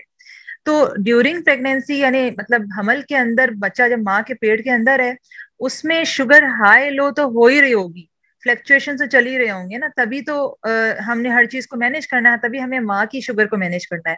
तो जो माँ की जो ब्लड शुगर होती है ना, वो बच्चे की शुगर रिफ्लेक्ट कर रही होती है। इसी वजह से आपने ये सुना होगा, बहुत सारी खवातीन, माँ बेबी शुगर जो होती है बहुत कम होती है, उसकी शुगर के टारगेट बहुत कम होते हैं। हमल के दौरान हमें शुगर का कंट्रोल बहुत ही टाइट रखना पड़ता है। यानी फॉर एग्जाम्पल मैं अगर एक बात करूं, जैसे हम आम लोगों के जो प्रेग्नेंट नहीं है उनकी फास्टिंग शुगर का टारगेट 110 या 111 120 रख रहे हैं, निहार मुंह वाली। तो जो प्रेगनेंसी के अंदर खातून है, उसका हम चाहते हैं 90 से नीचे रहे, 90 को क्रॉस ना करे। तो ये सोचे आप कि कितना टाइट कंट्रोल है। इसी तरह जो रैंडम शुगर है, वो हम आम लोगों में चाहते हैं कि जी 160 180 से ज्यादा ना हो, जबकि हमल के दौरान खातून का हम शुगर, रैंडम शुगर 120 से भी कम चाहते हैं। तो this is the reflection of the baby की शुगर। अगर माँ की शुगर बढ़ेगी तो बच्चे के अंदर भी उसकी शुगर बढ़ जाएगी। एक तो ये बात। अच्छा, दूसरी बात आपने शायद की थी कि सॉरी, दूसरा सवाल क्या था, मैं भूल गई। अच्छा, दूसरा सवाल ये था कि इनको इनकी डिलीवरी हो चुकी है, इनको जेस्टेशनल अच्छा, हाँ, डायबिटीज सही। डायग्नोज हुई थी। हाँ जी जी, बहुत, और वो माइल्ड थी और वो न्यूट्रिशन से मैनेज हो गई। तो बेसिकली जब हम मैनेजमेंट ऑफ जेस्टेशनल डायबिटीज करते हैं, उसके 3 स्टेप्स हैं बुनियादी। पहला है मेडिकल न्यूट्रिशन ट्रीटमेंट, जो मोती जिसको मैनेज करती हैं, और फिजिकल, दूसरा है फिजिकल एक्टिविटी जो हम उनको एडवाइस करते हैं, और तीसरा आता है मेडिकल ट्रीटमेंट। शायद ये मैंने शुरू में भी ये बात की थी। तो डिपेंड करता है कि माँ जो है या औरत जो है प्रेगनेंसी की किस स्टेज पे आपके पास आई है, और शुगर शुरू में उसकी कितनी है, मतलब इनिशियल स्टेज में है, लो है, या बहुत अनकंट्रोल्ड हाई स्टेज में है। फिर साथ में ये देखना होता है कि उसकी प्रीवियस हिस्ट्री कैसी थी, अभी कोई कॉम्प्लिकेशन तो नहीं है। उस हिसाब से मैनेजमेंट को आगे बढ़ाया जाता है। अमूमन ये होता है, मेडिकल न्यूट्रिशन ट्रीटमेंट हम 2 हफ्ते के लिए एडवाइस करते हैं, 2 हफ्ते के बाद उसको रिव्यू करते हैं कि अगर उसको मेडिकल ट्रीटमेंट देने की जरूरत है कि नहीं। अगर न्यूट्रिशन से ही वो टारगेट्स अचीव कर रही है, यानी परहेज से, गजा का बैलेंस करके, फिजिकल एक्टिविटी करके ही वो शुगर के ये जो मैंने टारगेट्स बताया आपको वो मैनेज कर रही है, अच्छी अटेन कर रही है, then you don't need to give her any treatment, I mean medical treatment. लेकिन ये जो मेडिकल न्यूट्रिशन ट्रीटमेंट है, ये भी एक ट्रीटमेंट है, क्योंकि आपने एक शुगर के टारगेट पे जाके उसको न्यूट्रिशन सेट करके देना है। वो बेहिसाब रोटी, बेहिसाब चावल, या जो नूडल्स की बात की या मिल्क की, वो नहीं ले सकती। उसको एक क्वांटिटी फिक्स करनी है, उसको एक टाइमिंग फिक्स करनी है, हिसाब किताब सही रखना है। तो ये सारी चीजें अगर वो मैनेज करती है तो दिस इज गुड। उन्होंने बहुत अच्छा मैनेज किया, तभी उनको कोई ट्रीटमेंट की जरूरत नहीं की पड़ी, और उनके जो है बेबी भी सही डिलीवर हो गया है। ठीक है, बाकी एक और चीज ये था, I'm सॉरी आपको कट कर रही हूँ मैं। एक और क्वेश्चन था कि ये है मदीहा, ये कह रही हैं कि ये बॉर्डर लाइन प्री डायबिटिक है, ठीक है, बट ये कंट्रोल कर रही है अपने लाइफस्टाइल मॉडिफिकेशन से। इनकी मदर जो है लास्ट 10 ईयर से डायबिटिक है, इनके फादर इन लॉ भी डायबिटिक है। और क्या ये हो, या ये तो नहीं हो सकता, ये तो नहीं हो रहा कि ना उनकी गॉड फॉरबिड के वो अपने बच्चों को जेनेटिकली ट्रांसफर कर दें डायबिटीज। ठीक है, अगर अगर ट्रांसफर हो भी जाए तो सिम्टम्स क्या होंगे, उसको उस तरह से ना रोकना चाहिए है। वैसे ये नॉर्मल जो table sugar and sugary items होती हैं उससे कंट्रोल करती हैं, बच्चों को देती नहीं है। बट उनको यही है कंसर्न है कि बच्चों को तो ट्रांसफर नहीं हो जाए, क्योंकि दोनों तरफ से पैटर्नल एंड मैटरनल दोनों तरफ से उनको डायबिटीज का, बच्चे की डायबिटीज का हो डर है। देखिए साइंटिफिक बुनियाद पे अगर बात की जाए तो definitely genetics play a role ना। जेनेटिक्स का बहुत रोल है, खासतौर पर टाइप 2 डायबिटीज में। हमारे पेरेंट्स या उनके पेरेंट्स अगर डायबिटिक रहे होते हैं तो ये बहुत बड़ा रिस्क फैक्टर होता है हमारे लिए कि हमें भी आगे जाके डायबिटीज हो सकती है। बिकॉज बहुत सारी जीन्स है हमारे अंदर जो अभी डिस्कवर ही नहीं हुई, कोई 100 से ज्यादा जीन्स डिस्कवर हुई हुई है, लेकिन हमारे अंदर कौन सी जीन्स है हमें नहीं पता। तो एक तो ये बात। दूसरी बात ये कि जैसे मैंने शुरू में बताया था कि पाकिस्तान तीसरे नंबर पर आया हुआ है, 33 लाख जो है डायबिटिक है। भाई वो ऐसे थोड़ी है, अगर इसका मतलब ये कि हर चौथा इंसान जो है ना इस वक्त डायबिटिक बैठा है। तो क्या हर चौथे इंसान की फैमिली में है डायबिटीज? बिल्कुल मौजूद है। अब उनकी हिस्ट्री के अगर आप पीछे जाएं, माँ बाप हैं, उनके माँ बाप, ग्रैंड पेरेंट्स पीछे पीछे जाएं तो कोई एक सिरा मिलेगा जहाँ डायबिटीज इतनी आम नहीं थी। ये वक्त के साथ साथ जेनेटिक चेंजेस हो जाती हैं और इसमें लाइफस्टाइल का बहुत बड़ा रोल है। तो इस वक्त अगर मैं बात करूं, जेनेटिक्स हमारे लिए बहुत इंपॉर्टेंट नहीं है, इस वक्त हमारे लिए लाइफस्टाइल इंपॉर्टेंट है। हम क्या खाते हैं और हम क्या फिजिकल एक्टिविटी परफॉर्म करते हैं, what is the intake and what is the output, ये बहुत इंपॉर्टेंट है। तो ये जो खातून है जिन्होंने, मदिया ने जब बताया कि इनके ससुर को, इनकी वालदा को है, तो डेफिनेटली बहुत बड़ा रिस्क फैक्टर है ये बॉर्डर लाइन पे इस वजह से है क्योंकि ये कंट्रोल कर रही हैं, ये टेबल शुगर अवॉइड कर रही हैं, इन्होंने बहुत अपने आप को मेंटेन करके रखा है, तब जाके ये बॉर्डर लाइन पे है। अगर ये बिल्कुल इरेटिकली कुछ भी खाएं पिए, बेहिसाब खाएं पिए, सोचे समझे बगैर, तो मुमकिन है इनको भी डायबिटीज हो सकती है ना। तो हमारे लोगों को ये पता होना चाहिए कि हमें अपना वेट कैसे मेंटेन करना है, कौन सी ग़िज़ा सेहतमंद है। मोती अच्छा एक्सप्लेन करेगी। हम बैलेंस डाइट के बारे में बिल्कुल नहीं जानते, बैलेंस डाइट को हम डेली रूटीन में रखते ही नहीं है।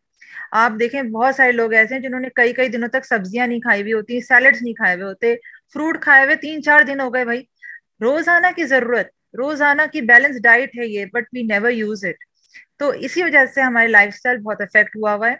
और दूसरा, हम जो है ना चलते फिरते नहीं है, ज्यादातर हम बैठे रहते हैं, सेडेंट्री लाइफस्टाइल है, और कोविड ने उस चीज को और खराब कर दिया है।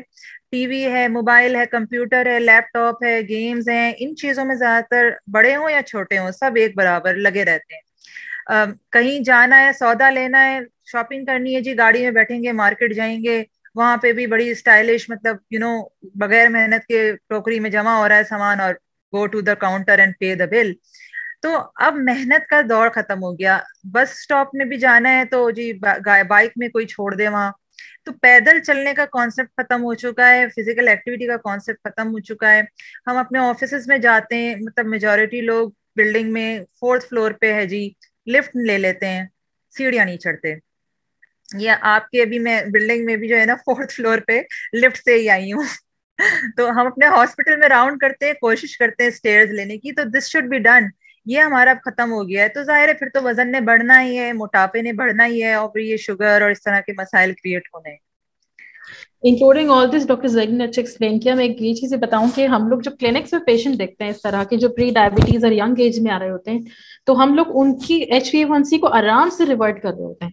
जब वो रोजाना आधा घंटे की वॉक तेज शुरू करेंगे या 1 घंटे की वो गेम्स या स्पोर्ट्स में इन्वॉल्व होते हैं, और जब वो डाइट में अपनी हेल्थी चीजों को इनकॉर्पोरेट करते हैं, जिसमें मैंने भी शुरू में quality of carbohydrates, protein, fats और फ्रीक्वेंसी बताई, अगर वो फॉलो शुरू करते हैं तो 1-2 kg भी वजन अगर 1 महीने में गिर जाता है तो उससे 2-3 महीने बाद HbA1c देखिए वो आराम से रिवर्ट हो जाता है।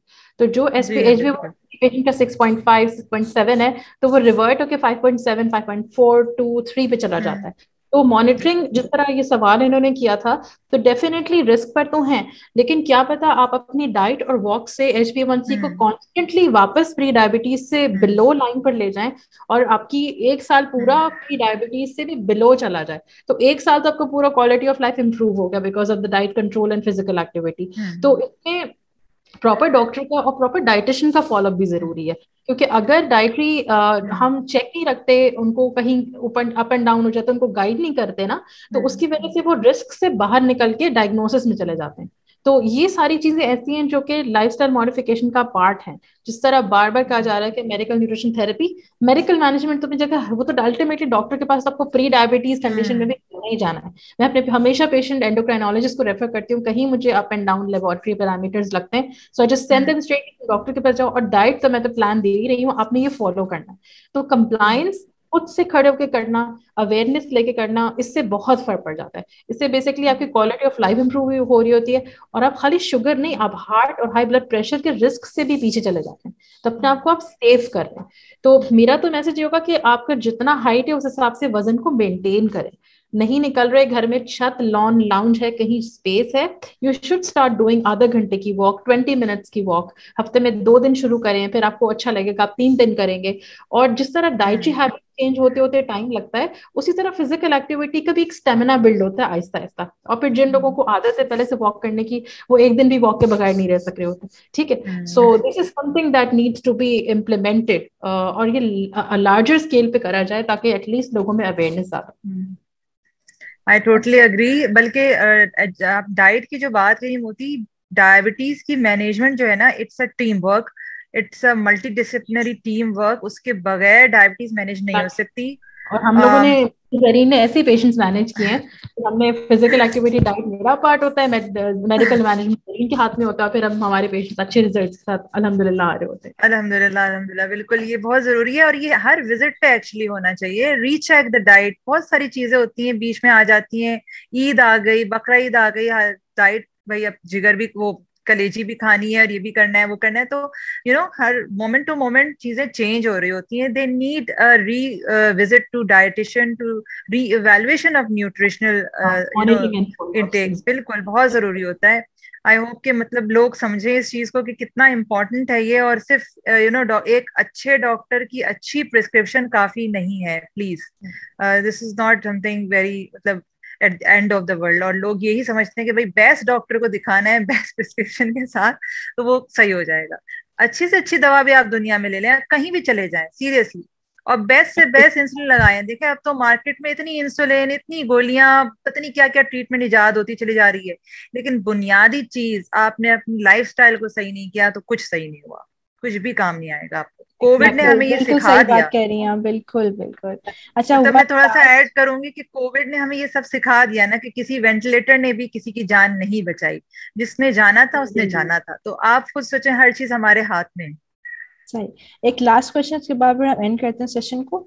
अच्छा, एक क्वेश्चन ये था कि मैंने शुरू से अपने बच्चे को टेबल शुगर और सॉल्ट नहीं दी है 1 साल तक, लेकिन उस 1 साल के बाद सब कुछ फिर ऑब्वियसली अलाउ करे, डॉक्टर ने भी अलाउ कर दिया था। तो अब ये है कि मेरा बच्चा शुगर बहुत ज्यादा, कैंडीज का बहुत शौकीन हो गया है, वो कैंडीज बहुत ज्यादा खाता है। तो उसको किस तरह से कंट्रोल किया जाए? He is 3 years old। तो ये क्वेश्चन आया हुआ है, तो उसको आप मिस मोती खान, अगर आप इस पर रिप्लाई करें बताएंगे। अगेन बात यह है कि आपने 1 साल तक उसको दूर रखा, फिर उसने आस पास कजन्स में, बहन भाइयों में देखा होगा कि वो शुगर कंजम्पशन हो रही है, फिर उसने कभी टेस्ट किया होगा और फिर उसकी टेस्ट डेवलप हुए होंगे, तो फिर उसकी क्रेविंग्स बढ़ी होंगी। इससे 2 चीजें हो जाएंगी। बच्चे का एक तो अननेसेसरीली वेट गेन शुरू हो जाएगा जब वो 12-13 साल की उम्र पे आएगा, जब हार्मोनल चेंजेस होते हैं और ड्रास्टिकली वेट गेन करते हैं टीनेजर्स भी। तो एक तो ये बिल्कुल जस्ट 3 साल के बच्चे की बात हो रही है। ईटिंग हैबिट्स डेवलप करना पेरेंट्स का काम है, प्लस उनको आप लग्जरीज दें, चॉकलेट, मीठा, डिजर्ट्स खिलाएं, लेकिन उसकी फ्रीक्वेंसी को कम करना बहुत जरूरी है। अगर घर में सारे बहन भाई बैठ के मीठा खाने के शौकीन है, सिर्फ एक बच्चा मीठा, तो उसको हर चीज लाके दे दी जाती है कि तुम्हें जो खाना है तुम खाओ, ठीक है ना। सो ईटिंग हैबिट्स में frequency of giving these desserts, chocolate, chips या मीठा टू योर किड्स इंपॉर्टेंट है। आप हफ्ते में 1 या 2 दिन डेजिग्नेट करें, उसको मीठे को खाली एज ए ट्रीट बना दें, उसको नॉर्मलाइज रखेंगे। ग्रोसरी मार्केट में आप जाके पूरी अपने कार्ट्स भरेंगे इन चीजों से, जेलीज, चॉकलेट्स एंड चिप्स से, तो वो डेफिनेटली उसको लगेगा कि ये मेरी जरूरत है और मेरी अच्छी है। बच्चे को नहीं पता वो क्या उसके लिए खा रहा है, वो क्या अच्छा है कि नहीं है, ठीक है। तो घर में बने हुए homemade desserts, fruit salads, fruit lassi, fruit shakes, without adding any sugar दिए जा सकते हैं। और जहां तक कैंडीज और स्वीट्स की बात है, आपने लाके रखा हुआ है तो ही इज कंज्यूमिंग दैट। जब आप उसको थोड़े से समझाने की एज तक लाके समझाएंगे कि इसके दांत खराब हो जाएंगे या आपको ये पढ़ाई सही नहीं होगी, कुछ इस तरह की बातें आपको बोलनी पड़ेंगी बच्चे को थोड़ा सा ट्रांसफॉर्म करने के लिए। तो again it's the biggest responsibility of parents, क्योंकि जब एक दफा बच्चे ईटिंग हैबिट्स डेवलप कर लेते हैं फिर उनको वापस आप नहीं पीछे लेके जा सकते। They will keep on eating these kind of things. तो इसमें तो मैं ये कहूंगी कि आप हेल्दी स्नैक्स को प्रमोट करना शुरू कर दें, बेकरी के प्रोडक्ट्स को अवॉइड करें, घर में ना आए, केक्स ओकेजनली रखें, हफ्ते में एक दिन बाहर चले जाएंगे, चलो हम हफ्ते में एक दिन डाइन आउट करेंगे एंड विल हैव चॉकलेट या आइसक्रीम व्हाटएवर, ठीक है। तो उनको आप थोड़े से फिक्स करना शुरू करें मेंटली कि बच्चे साइकोलॉजिकली क्या चीजें किस तरह से एक्सेप्ट करते हैं। दूसरी बात ये कि हमारे यहाँ ऑब्वियसली जब बच्चे निकलते हैं बाहर, अब स्कूल्स में भी जाते हैं तो सबके लंच बॉक्सेस में मीठा वीठा सब देख रहे होते हैं, तो अब बच्चों को थोड़ा सा फ्रूट्स की तरफ लाइए। आई मस्ट से फ्रूट सैलेड्स की फॉर्म में फ्रूट उनके लंच बॉक्सेस में दीजिए, ताकि वो उनको एक नॉर्मल चीज लगे कि हाँ हमने ये भी खाना है और जिसम की ये भी जरूरत है। तो ईटिंग हैबिट्स को डेवलप करने के लिए माँ बाप का बहुत इंपॉर्टेंट रोल होगा। फ्रूट्स कम से कम 2 से 4 दफा दिन में वक्फे से देना शुरू करें। पॉपकॉर्न्स उनको इंट्रोड्यूस कराएं जो कि घर में भी बन सकते हैं, सैंडविचेस हैं, कबाब्स हैं, ऐसी चीजें जो घर में बच्चे बाहर जाके मांग रहे होते हैं, वो आप घर की बनी हुई स्नैक्स उनको नए नए इंट्रोड्यूस कराइए। और आई मस्ट से कस्टर्ड जेली तो ये चलो नॉर्मल चीजें बच्चों को घर में भी बना के दी जा सकती हैं, लेकिन इसकी फ्रीक्वेंसी को एडजस्ट करना। घर में पूरी फैमिली एक पेज पे होगी तो बच्चों की ईटिंग हैबिट्स भी खुद ब खुद चेंज होके ट्रांसफॉर्म हो सकती हैं। सो समझाने की एज है इस वक्त, और I think mothers should work on it. They should know the frequency, हमने कैंडीज चॉकलेट्स ग्रोसरी में कब लानी है, सामने कितनी रखनी है, कितनी देनी है, कब कब देनी, एज अ ट्रीट ही उसको ट्रीट किया जाए तो बेहतर है। आप मीठे को नॉर्मलाइज मत करें। Absolutely, you're right, absolutely. फरा, thank you so much. With this हम इस सेशन को क्लोजिंग की तरफ लेकर आ रहे हैं। इस फोरम पे ज़्यादतीज़ की तो हमने बात कर ली, लेकिन इससे बहुत सारी हम जैसी ख़वातीन भी होंगी जो कि एक नॉर्मल ज़िंदगी गुजार रही हैं और ज़्यादतीज़ में भी मुब्तला नहीं है। लेकिन एक प्रॉब्लम मैंने देखी कि जितने भी सवालात भी आए हैं वो ज़्यादा बच्चों पर फोकस करते हुए आए हैं। माओ ने अपनी सेहत या ख़वातीन ने अपनी सेहत के बारे में बहुत कम बात की है। एक शॉर्ट मैसेज आप दोनों की तरफ से क्या होना चाहिए ख़वातीन के लिए, क्योंकि माँ सेहतमंद तो पूरा ख़ानदान सेहतमंद, तो उस हवाले से डॉक्टर जरीन और मिस मोती आप एक लाइन और मैसेज मिल सकें। अच्छा, अगर मैं बात करूं तो मोती ने भी जो लास्ट बात की कि घर में क्या माहौल होता है, तो वही मैं कहूंगी कि जो घर का माहौल होता है ना, परवरिश बच्चों की वहीं से है, बुनियादें वहीं से बैठती हैं। तो घर के जो बड़े खा रहे हैं, जैसा रह रहे हैं, उनकी क्या फिजिकल एक्टिविटी है, क्या ईटिंग हैबिट्स है, वही बच्चे अडॉप्ट करते हैं, उनके दिमाग में बैठ जाती है, और वो उसी के साथ जो है ना अपना फ्यूचर इमेजिन भी करते हैं और उसी के साथ प्रोग्रेस करते हैं। तो माएँ जो सिर्फ बच्चों के सवालात कर रही हैं और अपने बारे में नहीं पूछ रही, वो ये जरूर जान लें कि वो खुद सेहतमंद होंगी तो बच्चे का ख्याल रखें। ऐसे बहुत सारी पेशेंट मेरे पास आती हैं जो अपने बच्चों के मसले बताने बैठ जाती हैं, जबकि उनकी खुद की शुगर्स खराब हो रही होती हैं। तो वो रीजन शुगर का जो ना बैकग्राउंड ये बता रही होती है, मेरे बच्चे का ये हो गया, मेरे शौहर का वो हो गया, मेरे फलां का ये।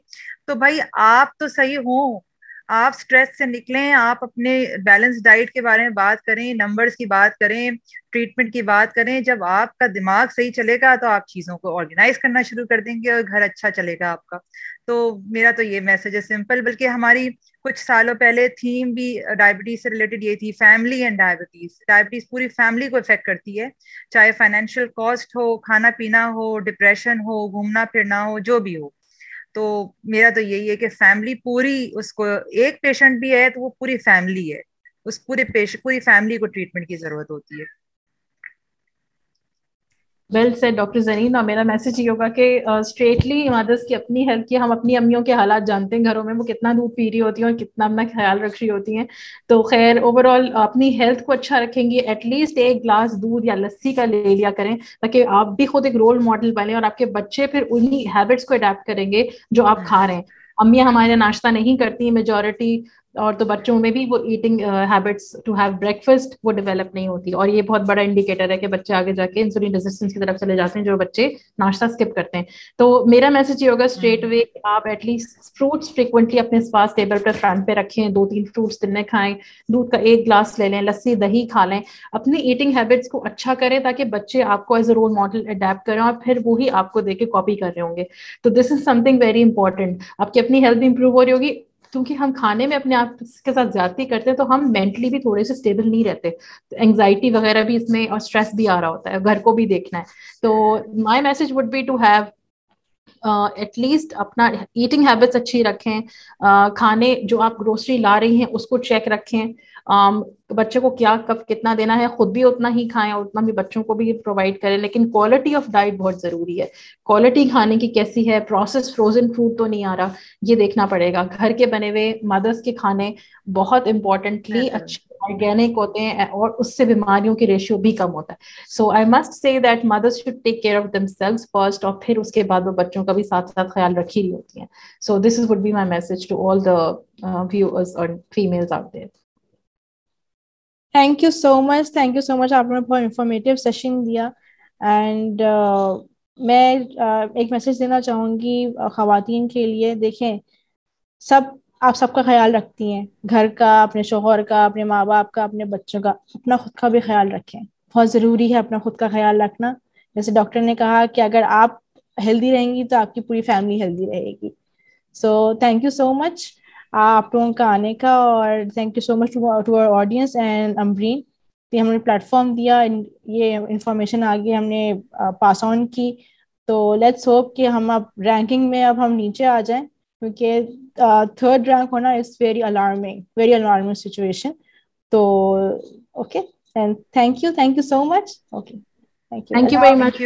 Thank you thank you so much. अल्लाह हाफिज़।